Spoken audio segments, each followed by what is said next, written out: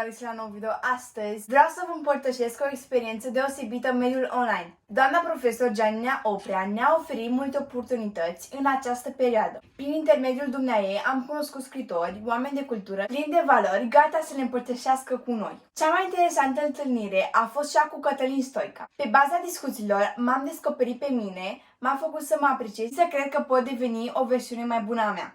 La discuție au participat și colegii mei. Au intrat în contact unii cu alții pe tema nevoii de dezvoltare. Ne-am motivat și ne-am inspirat unii pe alții. În cadrul întâlnirii cu Cătălin Stoica am realizat cât de importantă este încrederea în sine. Are un rol desăvârșit în procesul de învățare și creștere. Am conștientizat că imaginea de sine te ajută să atingi obiectiv. Este o reprezentare a propriei persoane. Ea se referă la cât de bine ne cunoaștem abilitățile, calitățile și aptitudinile personale. Cu o imagine de sine ridicată reușim să ne exprimăm și să țintim acolo sus.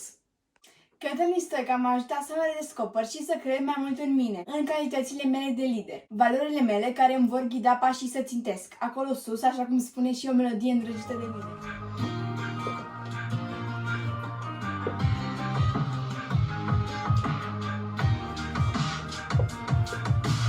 Trec zile trase la Inigo, mergem la școală sau la birou, în hanorac sau într-un saco. Viața nu-ți face niciun cadou, azi e mai bine și mâine e rău, dar o luăm de la capăt din nou.